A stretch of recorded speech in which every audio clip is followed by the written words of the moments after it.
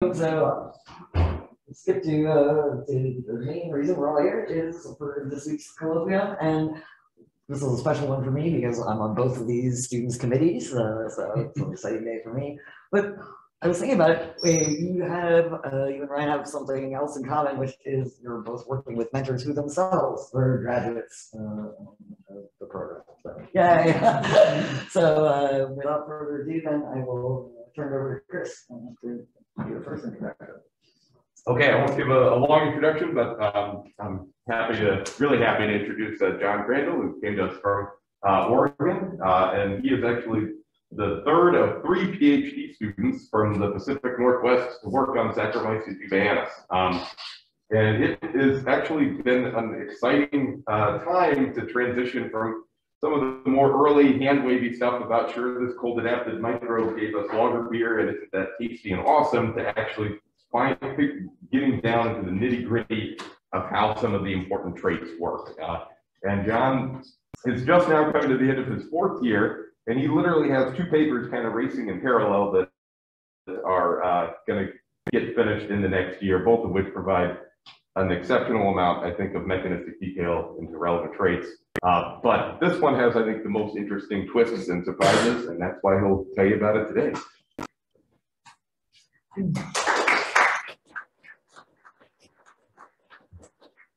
All right, thanks, Chris. Just make sure I'm unmuted. Cool. Yeah, so as Chris kind of hinted at, I'm going to talk today about an adaptive intersection between ploidy and metabolism in a wild yeast. And this is a project that really started with a pretty simple question and took us in some unexpected directions, which is frustrating and confusing at times, but also kind of fun. So I'm just going to share this story with you all today. So I just want to start really broadly with this concept that ploidy, which is a really fundamental aspect of organismal biology, varies greatly across the tree of life, and that this variation has profound implications for evolutionary trajectories and outcomes. Perhaps the most dramatic example of this variation is in plants, shown on the left here, where recurrent polyploidization has led to a vast range of genome equivalents in different species, all the way up to 288 genome equivalents in rapeseed up there. And of course, whole genome duplications have, along our own vertebrate lineage, have had significant implications for the evolution and of development and morphological complexity. But there's also frequently variation in ploidy between more closely related species and even within species. And this is especially true in fungi, which I'm highlighting here with this figure from a recent review. And there's both differences in the base ploidy of these fungal species, many of them being diplontic and many of them being haplontic. But there's also just substantial variation in the range of ploidies that can be found in environmental sampling within these species. And these variable ploidy states can be really prevalent and abundant. If we look just at the model eukaryote Saccharomyces cerevisiae, across more than 1,600 isolates tallied in this meta-analysis, we can see that fully a quarter of them have an altered base ploidy from the ancestral diploid state.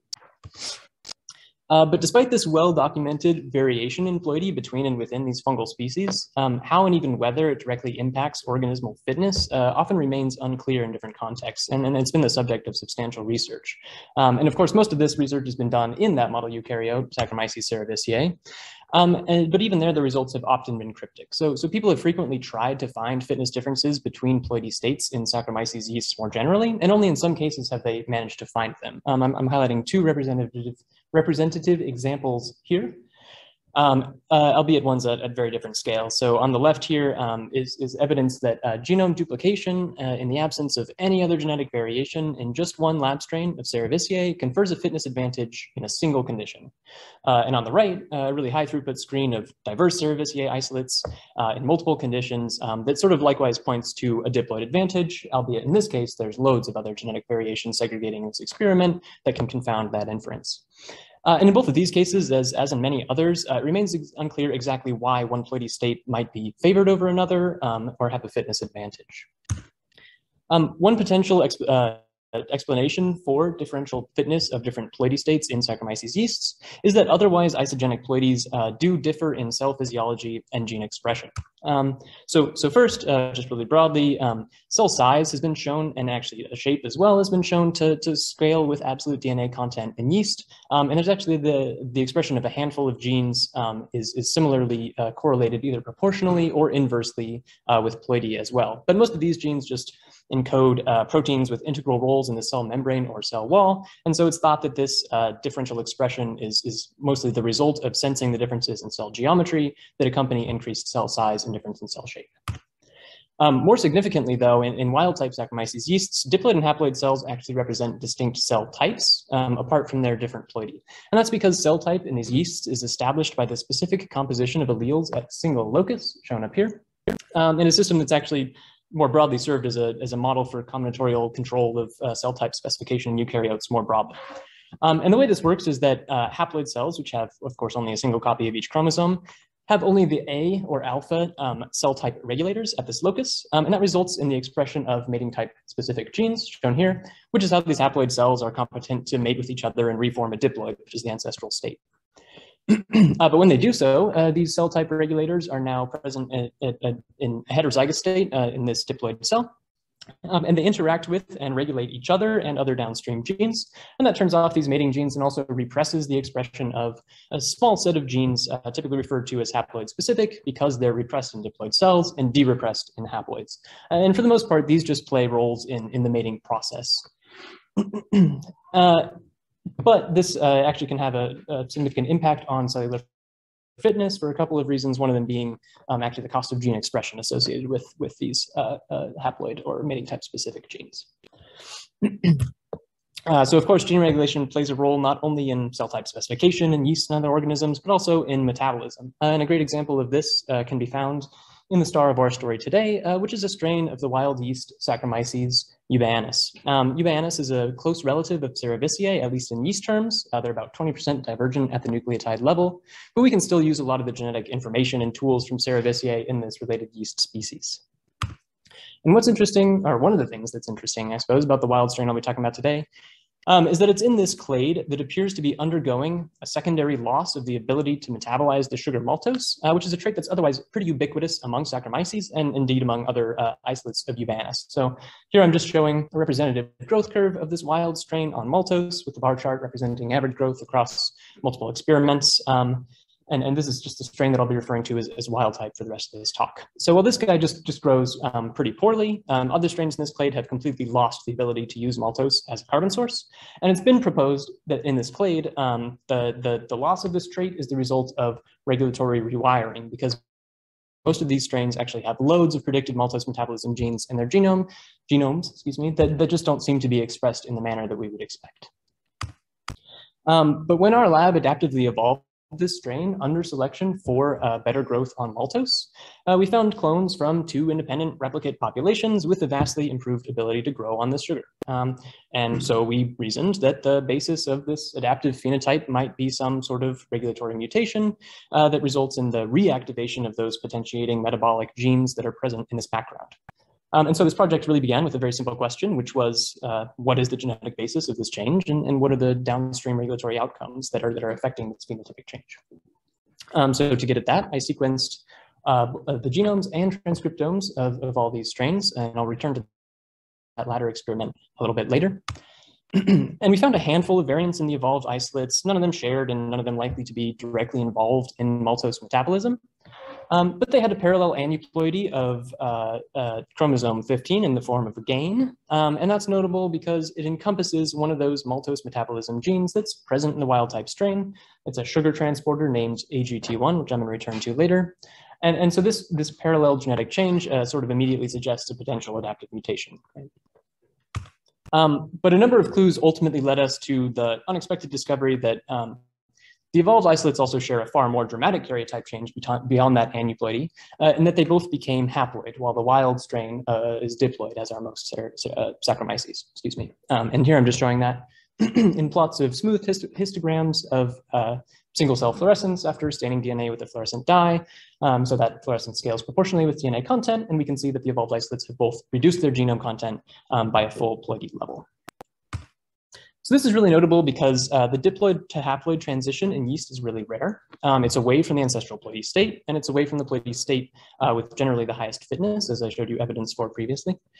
And so this really led us to wonder whether haploids are actually more fit in the system at all, or whether that ploidy shift just served to potentiate or actualize other adaptive steps, like unmasking recessive variation or increasing copy number of that transporter on that aneuploid chromosome that might be involved in adaptation, right? And to get at this question, I use a really sensitive type of assay for assessing overall organismal fitness in a given environment, where I just directly compete a labeled reference strain against a queried genotype, and then track the relative frequency over time to determine relative fitness in that environment. And so when we do this, if we first look at diploids and haploids in this wild background in typical rich culturing conditions, just YPD, we see that haploids have a significant fitness disadvantage of about 1.5 to 2.6% per generation. And so these box plots are just showing distributions of fitness measurements for 12 experiments with that wild diploid strain, and for 24 haploid strains of each mating type directly derived from this diploid. So they differ only in their cell type and are otherwise isogenic. And the direction and magnitude of this fitness difference is really consistent with what's been seen repeatedly in Saccharomyces cerevisiae, right? By contrast, when we replicate the adaptive evolution conditions shown here, and measure the fitness of those exact same strains, we see that haploids suddenly have a massive fitness advantage over diploids, just noting the difference in scale between these two panels here. And we still see this mating type effect between haploids. It's not condition dependent, and we think this probably actually does reflect the metabolic burden of mating type specific gene expression, which is expected to be higher in these yellow MAT-A strains here. So I'm going to pause here and briefly talk about how I ensure that I'm doing rigorous science for these sensitive experiments from which I'm going to be drawing conclusions based on pretty subtle readouts in some cases. So one of the most important considerations I've encountered for these types of experiments is simply that of experimental design. So long before we even get to the bench, it's important to establish study parameters like sample sizes, statistical tests we're going to use, and thresholds for accepting or rejecting our null. And there's, of course, many ways to go about this, but one of the simplest is to estimate potential effect sizes and variances from literature, or failing that from small pilot experiments, and then use power calculation to determine what sample sizes we are going to need to draw conclusions that we can trust based on those other parameters that we've established. Another consideration when working with such sensitive readouts of organismal fitness and drawing conclusions from those is the potential for unintended background effects to be confounding those inferences. And in fact, there's a bit of a polemic brewing in some high-profile literature right now about this very subject in yeast, right? So to avoid this exact issue, we're careful to account for off-target effects, which typically for us means generating independent lines of a common genotype, or even distinct genotypes that share a phenotype of interest that we're going to use as a readout, and then replicating experiments within and between those independent lines to make sure that everything checks out. And in our case, it also frequently means validating engineered genotypes through approaches beyond PCR and Sanger sequencing of targeted deletions or insertions whenever we can, to ensure that changes that we're making actually have the phenotypic effect that we think they should before we query those genotypes further. And finally, just more broadly, I think it's always important to scrutinize your own results, especially when they're unexpected, and invite criticism from others as well. So when we get a result that we don't expect to see, but that seems to be well supported, it's always good to try and poke holes in it yourself and invite your colleagues and lab mates and mentors and committee members to do that as well. Because of course, scientific accountability should be a group endeavor, but it shouldn't be limited to oneself. Okay, so this observation in our system that haploids have this really large but conditional fitness advantage really begged the question of why this is the case, which, as I mentioned earlier, has often been pretty hard to pin down in these situations. And again, as I showed you earlier, isogenic haploids and diploids in these yeasts do have fundamental differences in physiology and gene expression that could be affecting their fitness in the system. But because that cell type specification circuit is so well defined in Saccharomyces, we can engineer strains that decouple that cell type specification from their absolute ploidy, which are factors that are otherwise inexorably linked in wild type strains, right? And then we can engineer those genotypes and measure their fitness and compare between genotypes that are otherwise controlled for one or more of these factors. So for example, comparing within ploidy across cell types or within cell types across ploidies. And when we do this, what we find is that any genotypes that adopt a haploid-like cell type get a huge boost of fitness in our system, shown here in these two columns. And interestingly, being haploid itself, controlling for cell type, also generally confers a small fitness advantage relative to diploids of the same cell type. And together, these three factors that we can suss out explain about 98% of the variance and measured fitness of all these strains. And the effect of cell type, though, is about an order of magnitude higher than the effects of ploidy or mating type on fitness, right? Just shown here as estimates of the effect on fitness and 95% confidence intervals for each of those factors. But again, these haploid-like cell types should only have a small number of differentially expressed genes, and none of these have any clear relationship to maltose metabolism, which is what should be driving the increased fitness of haploid-like cells in this system, since we saw that haploids aren't universally more fit. So there's not some benefit to expressing those haploid-type genes, generally speaking. So I reasoned that by looking at the RNA-seq that I did on those evolved haploids that I mentioned briefly at the beginning of the talk, we should be able to identify trends in differential expression in those isolates compared to the wild-type diploid ancestor that could explain the link between cell type and maltose metabolism and therefore increased fitness, right? And this was just a really simple experimental design where I sequenced poly-A-selected RNA from all of these strains for one biological triplicate in conditions mimicking their adaptive evolution environment, but also with glucose instead of maltose as the carbon source, so we have a baseline to compare to, right? And again, these haploids do differ in the form of a couple small SNPs and one small aneuploidy. But I reason that because they share this other genotype consisting of cell type and common aneuploidy, we can leverage that parallelism to identify expression changes that are shared between the haploids that should be attributable to either their cell type or that shared aneuploidy. And so when we look at gene expression in these haploids and compare it to the wild-type diploid, we don't really find anything informative. So here I've just plotted a heat map of log normalized expression of all genes in the, a very colorless heat map of log normalized expression of all genes in the genome in all these libraries, just grouped by unsupervised hierarchical clustering. And what we see is that carbon source, or the condition they're grown in, contributes far more variation to the gene expression globally than does genotype. But within conditions, genotypes still cluster as we would expect, with these haploids being more similar to each other than they are to the diploid wild-type strain, right? And there were all these modules of potentially differentially expressed genes that looked really tantalizing, but we found that they were all either essentially cell type or condition specific, right? Not a combination of the two.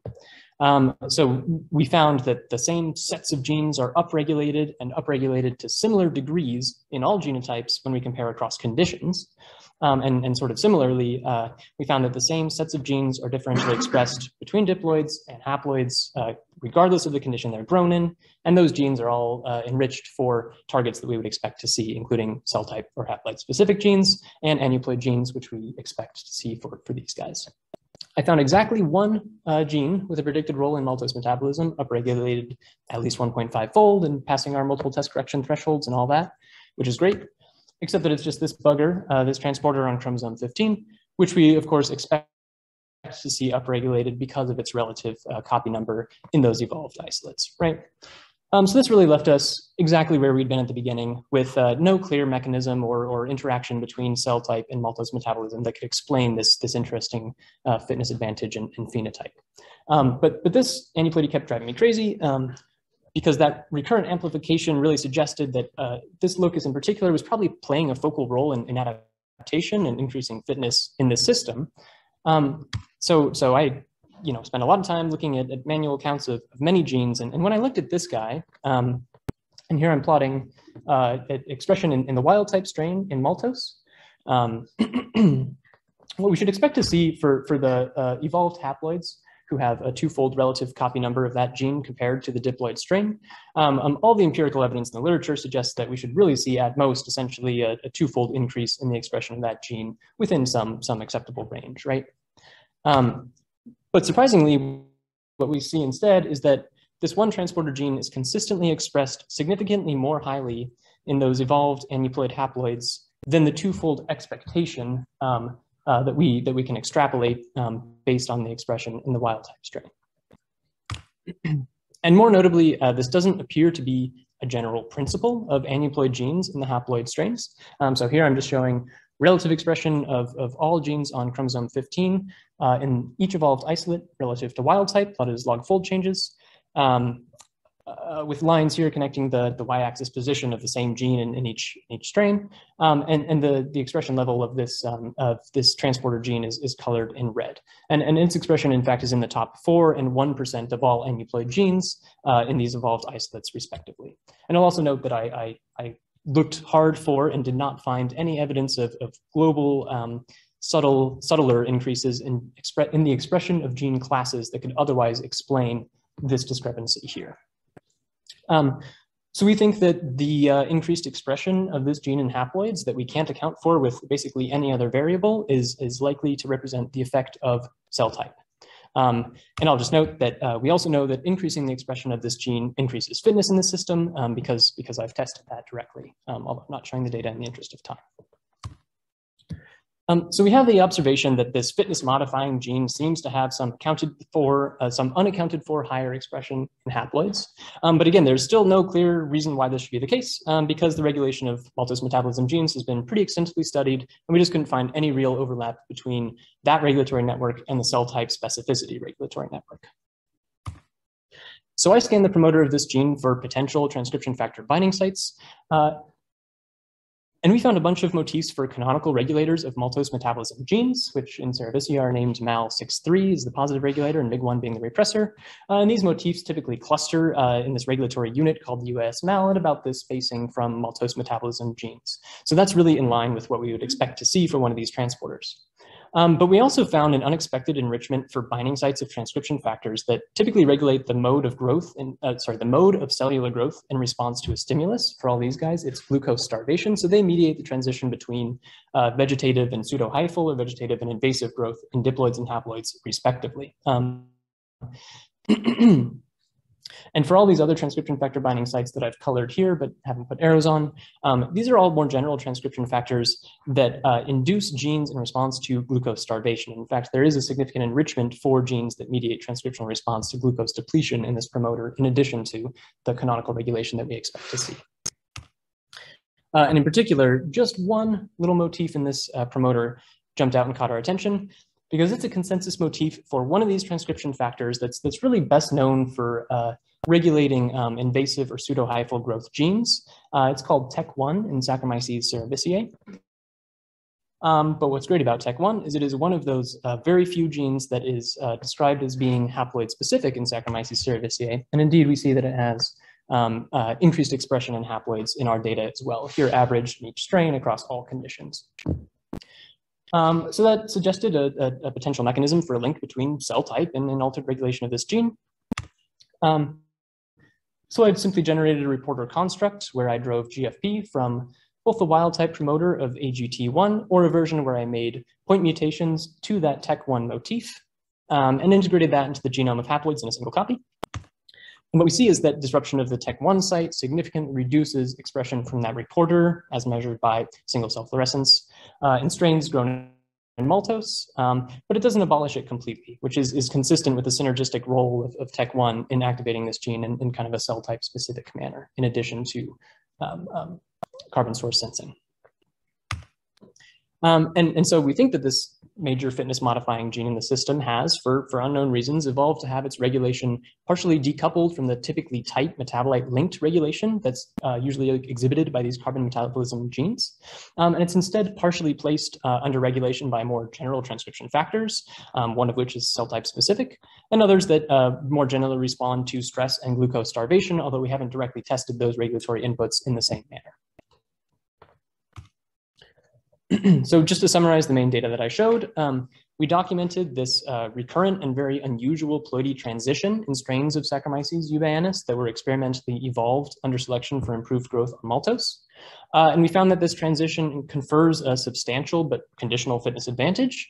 And we think that this cell type effect can be traced to the altered regulation of a fitness modifying gene that seems to have unexpected regulatory input, including from a cell type specific transcription factor. And more generally, we think that this is a pretty clear example of the impact of ploidy on fitness in yeast, which has often been a little tricky to pin down. And finally, just to return to that sort of initial question and hypothesis that spurred this whole project, adaptation for maltose consumption in this background did indeed result from regulatory changes that increased expression of existing metabolic genes, or at least one gene. But this regulatory change came from a really unexpected source, and it's notable that it's actually potentiated in the existing regulatory networks of the wild type strain and actualized instead through a really unusual mutational event. And so with that, I'll just thank members of my lab, and current and former ones, in particular, Katie Fisher, who's been really instrumental in this project and who's leaving tomorrow to start her own lab. So we will miss her greatly, but it's well deserved. And I also have a fantastic committee and a number of people who have helped with material support for these experiments, as well as really generous funding from the NIH 232, the NSF, and the USDA. So I'll take any questions that you guys have as time allows.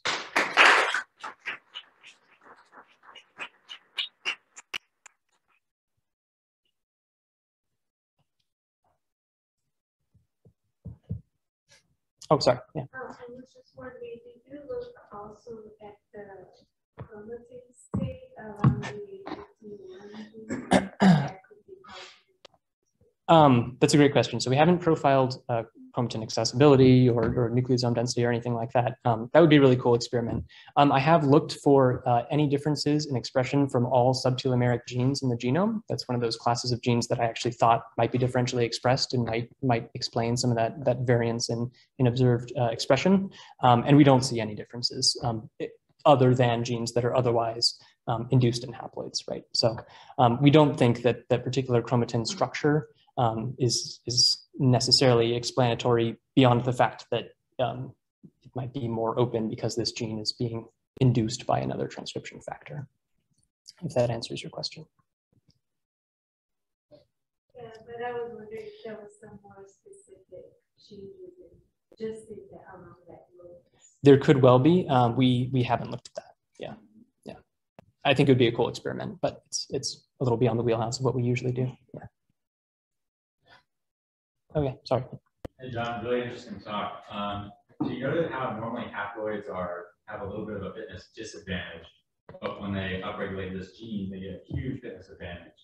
You briefly mentioned you did direct testing of more higher expression of this gene. Was that in diploids? So if diploids express this one gene higher, do they get an even greater fitness advantage in also? Yeah, it's a great question. So increased expression of that gene increases fitness in both diploids and haploids. We start to see diminishing returns epistasis. So essentially, as you crank up expression of that gene higher and higher, especially in haploids, it starts to have less and less of an effect.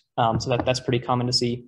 It is beneficial in haploids if we make sure that it's fully induced in that background. And what's really notable is that if we integrate it in in diploids, excuse me, at a relative copy number that bumps up its expression about to the increased expression that we see in haploids, those guys have a really comparable fitness to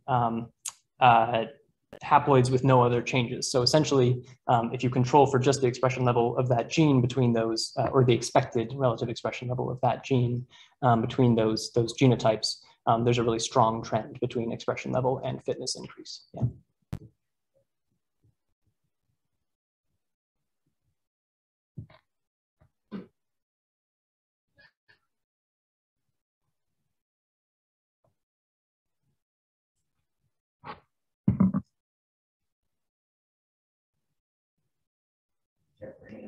Questions? I didn't see any in the chat. Try to get back.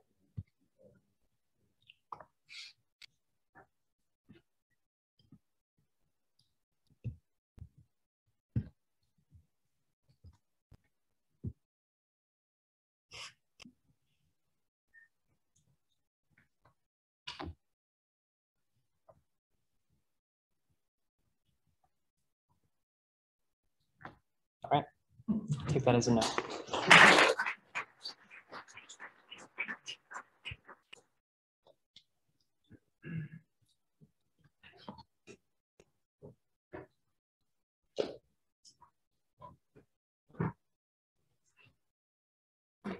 Okay, everyone, are we in go mode? Well, good afternoon. It's my pleasure to introduce Ryan Ward. So Ryan came to us from a fairly typical background for a genetics student. He was an economist for the governor of New Mexico. And, you know, so kind of mundane. But, you know, I think Ryan is a really special guy. And I could just say all this kind of PI stuff. Well, Ryan's a rising star. You know, Ryan is X, Y, and Z, very promising. But, you know, I think really when it comes down to it, how, you know, fellow graduate students feel about Ryan is a really good measure, right? I'm sure graduate students in the audience will be nodding right now. So when my lab said, Jason, can we get another Ryan? And I said, not until you've done all of your chores. I didn't say that. I told them the truth. And the truth is, there is no other Ryan, right? Ryan is a very special person. He's bringing something special and unique to our lab. It's true of you too, right? You're the only one. So I think that is really powerful. And I'm so happy that Ryan decided to join my lab. So with that, Ryan. Thank you. Thanks for that. All right. Yeah, thanks, Jason. All right, so I'm going to talk to you guys today about genetic trade-offs underlying synergistic antibiotic function in Acinetobacter baumannii. All right. Acinetobacter baumannii is an urgent threat. It's a bacterium that in 2017, the CDC declared as the most urgent drug-resistant threat to public health in the US. And since this COVID epidemic has started, there are about 10 times more deaths per infection still in Acinetobacter than there is even in the most deadly strain of COVID-19 Delta. And if you get COVID and you get Acinetobacter infection at the same time, perhaps by mechanical ventilation in a hospital, you have only about a 50% chance of survivability. So Acinetobacter is really the most deadly bacterium you've probably never heard of. Okay. So Acinetobacter has unique biology that makes it a good bacterial pathogen. So we can't really use model organisms like E. coli or other gamma proteobacteria to understand what makes Acinetobacter a good pathogen. Most clinical antibiotics don't even kill Acinetobacter. And like I said, resistance is the thing that makes Acinetobacter different. And it's a thing that we're interested in studying. So model organismal biology kind of like falls apart here. Okay. In general, though, how do antibiotics work? Well, antibiotics target essential genes. For instance, we know by studying E. coli that polymyxins act as detergents and break apart the outer membrane, rendering, basically killing bacterial cells. We know that beta-lactams, the oldest kind of antibiotics, target the cell wall, destroy the shape, and kill bacteria that way. Quinolones interrupt with DNA replication, etc. We know all this because of E. coli, but what we don't really understand is why these drugs stopped working. And especially, we don't understand why these drugs don't work in the first place in non-model organisms, especially emerging pathogens. So we really need to understand the essential genes in emerging pathogens like Acinetobacter baumannii to understand how antibiotics work and to understand how antibiotics don't work. So my hypothesis for this project is really understanding if there are pairs of drugs that can maybe work together to stave off, at least temporarily, this epidemic that we're getting coming toward us of the drugs not working anymore. So, and I want to emphasize that we're predicting synergy, and this requires a deeper understanding of the way that drugs interact with genes. So the big questions I want to talk about is, does Acinetobacter baumannii have any unique vulnerabilities that make it different from, I know I'm bashing on E. coli a lot, I'm sorry. Does Acinetobacter baumannii have any unique vulnerabilities that make it different from E. coli? So the approach that we take in our lab, I'm sure you guys probably know, we knock down all the essential genes. That's like our thing, essential genes, CRISPR-I. And we do find that Acinetobacter baumannii is sensitive to knockdown in the electron transport chain. And I'll talk to you guys a little bit about this later, especially NADH dehydrogenase genes. And we want to know if we can use genetic approaches to identify, predict antibiotic synergy between pairs of drugs. And we're going to use the libraries that we create in part 1 and just treat them with different antibiotics. And then we do see that drugs that are known to be synergistic with each other do have like opposing genetic signatures, which I'll talk to you guys a little bit about as well. Okay, so throughout this talk, I'm going to make some claims, and I'm going to maybe not talk about it actually. I'm just going to like put little check marks on the things that are rigorous. When I say that they're rigorous, these claims are backed up by statistical confidence. I'm going to give them a p-value or a false discovery rate. If they have a check mark for reproducibility, I'm going to say that the support for this claim has been replicated more than one time. You know, I'm going to even add another one, validation, because I think this is probably the most important thing. This means that a thing that we discovered along the way has been discovered again using an orthogonal approach, or maybe a hypothesis that another lab had. We're discovering the same thing with our approach. Okay, so part 1, genetic vulnerabilities of Acinetobacter baumannii. Okay, essential genes are notoriously difficult to study because when you get rid of them, cells just die. So knockout methods are totally untenable for studying essential genes. So our lab uses CRISPR-I. Now, CRISPR-I is a lot like, maybe I should get this little laser pointer.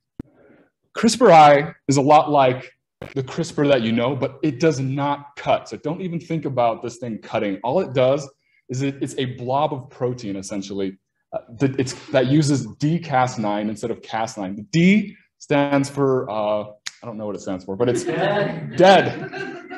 It stands for, it's a catalytically inactive version of Cas9, and it just occupies space in the genome. This catalytically inactive dCas9 gets directed to spots in the genome by a short 20 nucleotide spacer that has complementarity with a place in the genome that you want this blob of protein to occupy space. Why do you want this blob of protein to occupy space? Well, you want to prevent RNA polymerase from reading through the space that's being occupied by this dCas9. Now, when we use spacers that are completely complementary to their target, we call these perfect guides. You know, and so since we're studying essential genes, these perfect guides can sometimes be too much, resulting in death of the cell. So we have another trick up our sleeves. We have mismatch CRISPR-I, where we purposefully introduce mismatches into the guide sequence so that the binding between the dCas9 and the target place in the genome is more tenuous, and RNA polymerase can just sometimes knock it off the track and read through and express these genes at lower levels. Okay. CRISPR-I is also very easy, not easy, but CRISPR-I has a very upscalable potential. So in Acinetobacter, we're studying all 406 essential genes that we expect would interact with antibiotics. So for each essential gene, we design 4 perfect guides that should reduce or knock down expression maximally. And then we design 10 guides that are mismatches that reduce the expression somewhere between all the way and not at all. And then we also design 1,000 non-targeting guides. These non-targeting guides should not have any fitness consequences, so we can sort of use these as a truth later on in the screen.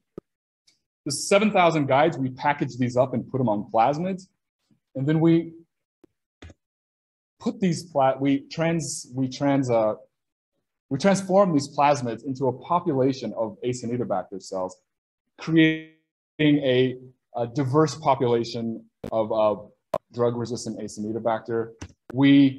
What we want to do next is induce the expression of this knockdown system. And then we want to see what happens when we further challenge these libraries with drugs. Probably not just drugs, not just any drugs, but clinically relevant antibiotics. So we can identify strains present at different points during the experiment by extracting the genomic DNA and then PCR amplifying the part that corresponds to the 20 nucleotide spacer that's being knocked down. So this is like essentially a barcode that we can keep referring back to see how the population composition changes over time or treatment. So then we submit this, these amplicons for sequencing, and we count the strains. And I say this like in a funny way because this count the strains is my entire project so far, since Amy Banta in our lab did a lot of the molecular work. Okay, so since we're starting off with essential genes, we're happy to see that after 36 hours of knockdown, we see about 70% of these essential genes become depleted. So let me walk you through what this plot is right here. This is a volcano plot, and what's on the x-axis is the log two-fold change in representation from experiment start. You see that most things have very large negative log two-fold changes. And on the y-axis, this is our confidence metric. So 70% of the essential genes here, or 70% of the genes that we thought were essential, are essential in this context as well. So this is good. We felt confident about moving forward once we sort of like validated our approach. Now, we wanted to know if we could pick out groups of genes that can sort of signal to us which pathways are important for Acinetobacter. We were thinking, obviously, a way to ground truth this ability to pick pathways. Well, ribosomes are unique in every walk of life, all the way from mammals to bacteria. So we see that the group of ribosomes is depleted by pathway enrichment. And if anybody's interested, we use StringDB a lot for this stuff. And I was able to put a false discovery rate on there of a very good 0.0022, I guess. So what is some new biology that we can discover? Well, we see that NADH dehydrogenase genes are depleted as a group. They all have approximately the same negative log two-fold change. And this is interesting to us because it's not, this is one of the signatures that you don't see in model organisms like E. coli, because Acinetobacter has different metabolic strategies than E. coli.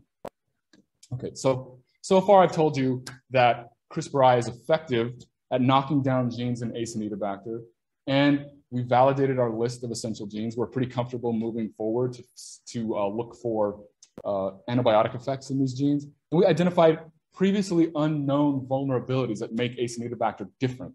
And we think that these could potentially be used in the future as Acinetobacter-specific antibiotics. Okay, so now I'm going to talk to you guys about antibiotics and antibiotic synergy. All right, I got to be careful. Bill's a pharmacist. So we picked clinically relevant antibiotics to treat Acinetobacter with. And these are 4 last-line antibiotics that are used clinically. So colistin. Colistin does not have to traverse through any of the protective barriers in gram-negative bacterium.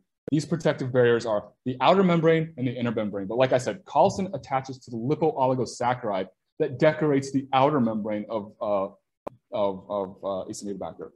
We picked rifampicin. Now this one's different. Rifampicin has to go through both the outer membrane and the inner membrane to reach its cytoplasmic target, RNA polymerase.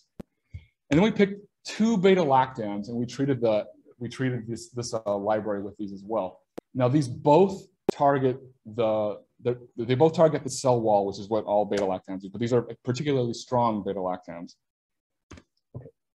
So what I'm showing you here is a correlation matrix with like it's a baby type clustering here because it's like a 4x4 matrix. I don't think the clustering really matters. But what I want you guys to appreciate here is imipenem and meropenem have a 83% similarity in this metric. So what this is basically saying is across these 7,000 guides that we use to treat, across these 7,000 guides in our library, when imipenem is strong at reducing, when imipenem basically interacts with a gene, meropenem also interacts with a gene. They're both beta-lactams. This is what we would expect to see. Now, if we move up to the top left corner, we see that colistin and rifampicin have opposing genetic signatures. Now, this to us says some pathways underlying this difference. So wherever colistin is strong, rifampicin is weak. Wherever rifampicin is strong, colistin is weak. This sort of makes sense because of the different ways that colistin and rifampicin interact. One's outside, one's inside. So again, we turn back to StringDB, put in our list of genes and their differential, not expression, but differential fitness.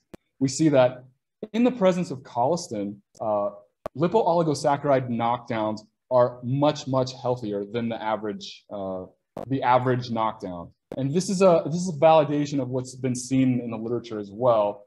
Lipooligosaccharide spontaneous mutants survive well in the presence of colistin because there's nothing really for it to bind onto.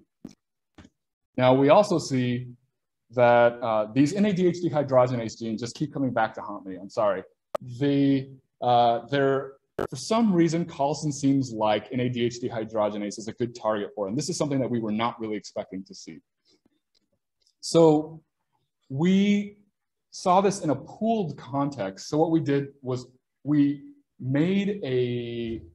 got one guide that we thought was representative of the lipooligosaccharide pathway, LPXC, and we got one guide that we thought was representative of the NADH dehydrogenase pathway. So you can think of this LOS in green, sort of what's going on the outer membrane, this NADH in purple, sort of what's going on to power the cell. Okay, so if I'm showing you a growth curve here from 0 to about 18 hours, and the relative growth rate is on the y-axis is OD 600. And I know they're not exactly overlapping, but my claim is that they're close enough. Maybe not so rigorous, I guess. When I treat with 2 nanograms per microliter, the first knockdowns to drop out of this assay are NADH dehydrogenase genes. So this is, again, confirming to us that when you treat NADH dehydrogenase knockdowns with colistin, they are exceptionally sensitive. And the non-targeting and lipooligosaccharides are still fine at this dose. Now, if you double the dose and you're now at 4 nanograms per microliter, which is huge, the control guide also dies. NADH dehydrogenase, of course, is dead. But what's alive is the lipooligosaccharide mutant. And this was we were ecstatic to see this result. So this sort of like led us to create a different model of how we think colistin interacts in the presence of these gene knockdowns. So, okay, like I said, colistin interacts with the lipooligosaccharide. You get rid of the lipooligosaccharide, colistin has nothing to bind onto. These cells are healthy. But we had to sort of like think a little bit more deeply about what's going on. So when colistin binds to the outer membrane, we think it also creates like these permeability, or these holes, I guess, in the outer membrane, allowing more colistin to get into the intermembrane space. And then once colistin is in this intermembrane space, it can act as a detergent on the inner membrane as well. So outer membrane, detergent, and then it gets through intermembrane detergent. And if you knock down NADH dehydrogenase, which powers these cells, this sort of results in a situation where a small knockdown in NADH dehydrogenase and a small amount of colistin can just sort of cause the total collapse of a cell that's experiencing both of these. Now, I said that rifampicin had opposite genetic signatures, so I'll just go through this a little bit quickly. Lipooligosaccharide knockdowns are exceptionally sensitive to rifampicin, and NADH dehydrogenase knockdowns are exceptionally resistant to rifampicin. This, again, was not entirely intuitive, so we wanted to see if we could replicate this in a single guide context as well. Again, so what I'm showing you is pretty much what I showed you last time, but this is a rifampicin assay. And maybe a little bit difficult for you to wrap your minds around because I'm just saying lipooligosaccharide, whatever. Lipooligosaccharide here is now more sensitive to rifampicin. And the thing that is healthier than the lipooligosaccharide is the NADH dehydrogenase. And let me back this up to another model of how rifampicin works. And I think this one is, I'm pretty happy with this. So rifampicin has to go into the cytosol. And we think that rifampicin actually gets pumped into the cytosol via a transporter. I'll tell you why in a sec. When you get rid of lipooligosaccharide, there's fewer barriers between the cytoplasm and the outer membrane. And rifampicin can just go right through, at least easier. Now, if you get rid of NADH dehydrogenase, we think that this active transport of rifampicin across the inner membrane is no longer happening. Essentially, these cells are too sick to pull in the poison that's going to kill them.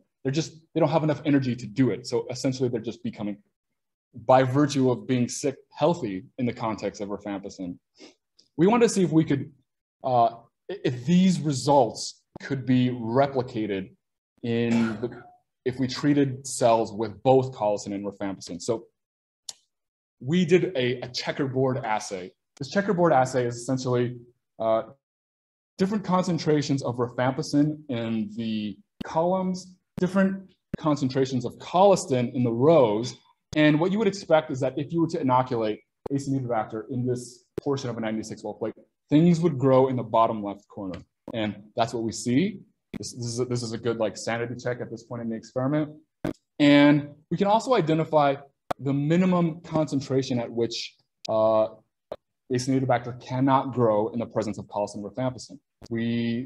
So these MICs are determinable by this plate assay. And then using some fancy math, I can talk to you guys a little bit about it later if you're interested, we can determine that everything below this line should not have a combination of drugs that can kill it. Everything above this line should have a concentration of drugs that can kill it. We would expect to see growth delineated at this line, but we don't.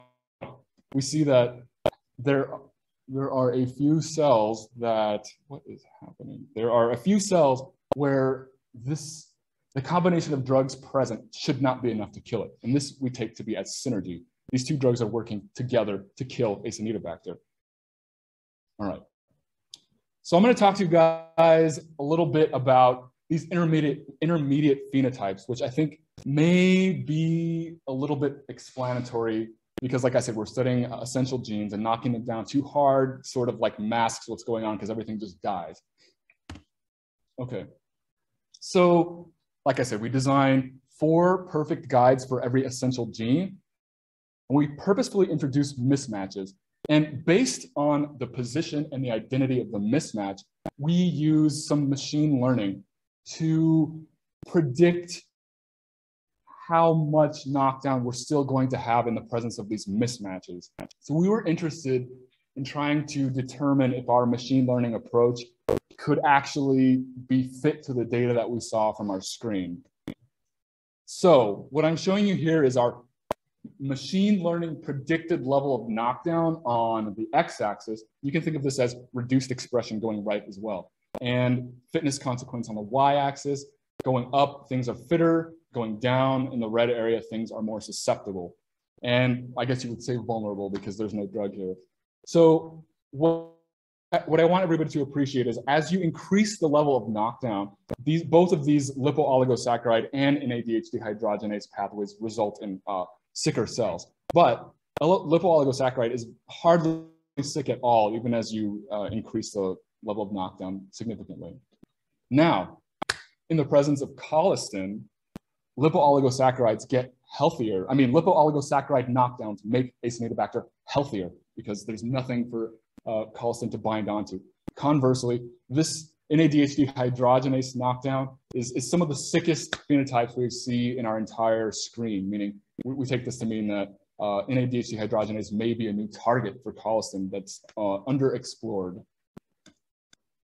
Conversely, rifampicin again, the reason I think looking at these intermediate phenotypes is so beneficial, especially for rifampicin, is because once you get out to this part of the graph at maximal knockdown, both lipooligosaccharide knockdowns and NADH dehydrogenase knockdowns are sort of both dead. But when you get to this like intermediate 50% knockdown area, there's quite a bit of difference between lipooligosaccharide and NADH dehydrogenase.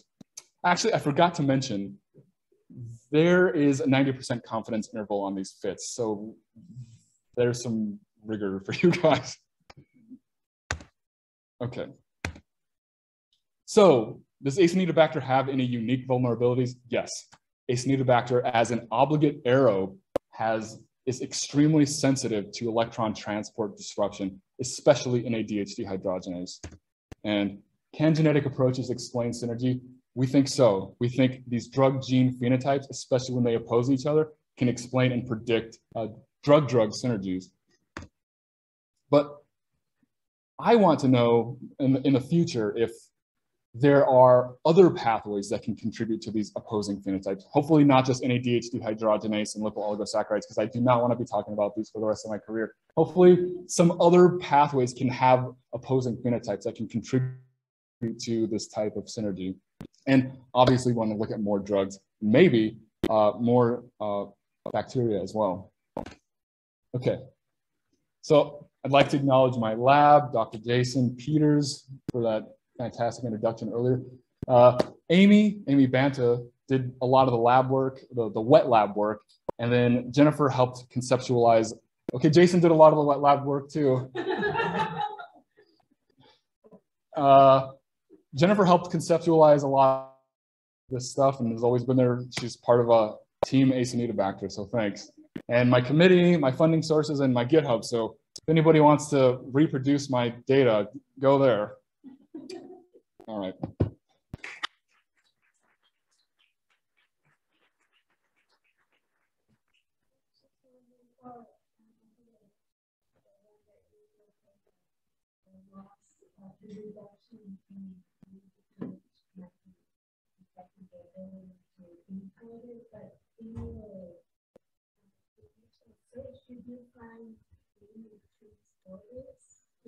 That's a good question.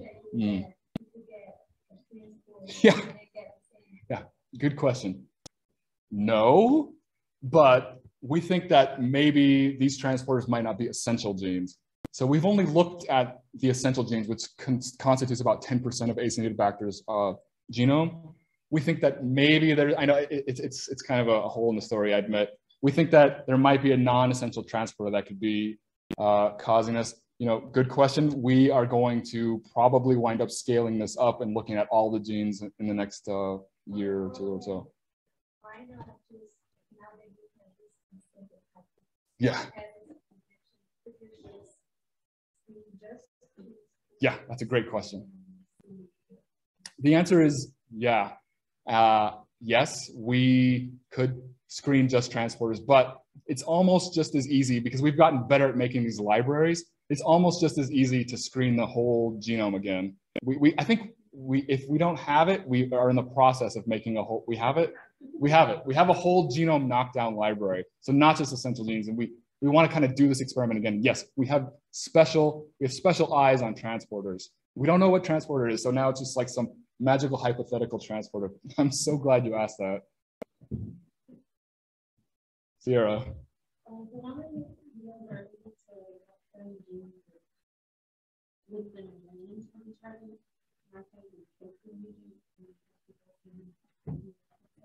Yeah, that's a good question. You mean like in a single validation context? Yeah. Yeah, we have it. One of our undergrads right now, Claire, is working on that to follow up on this because it's one of the things that we have. What I want to do is get a whole array of knockdowns and just sort of do follow-ups and see if we see like increasingly vulnerable phenotypes. Yeah, I would love to. Thank you. Ben. Yeah, great talk, Ryan. Super interesting stuff. Maybe this isn't something to worry about, but when you start introducing mismatches and guidelines, how do you think about the enhanced probability of off-target effects? Yeah, it's a good question. It is a potential problem, but you know, there is like this whole long pipeline that I have on my GitHub if you're interested that sort of looks for off-target effects. Yeah, so we do take a lot of care when we're designing it. So yeah, good question. Go back to here.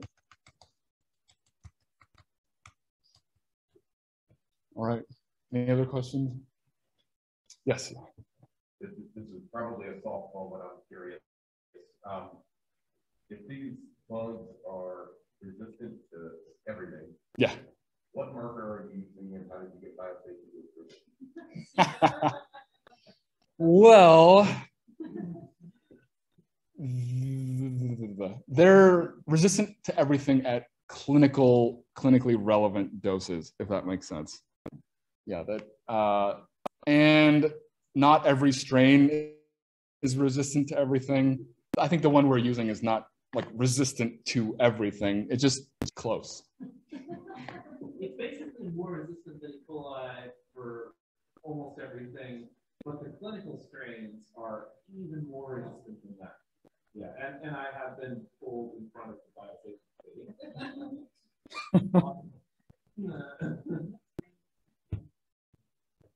Oh, do I need to check the chat? Doesn't look like, no chat. Okay. Well, all right. Thanks, everybody.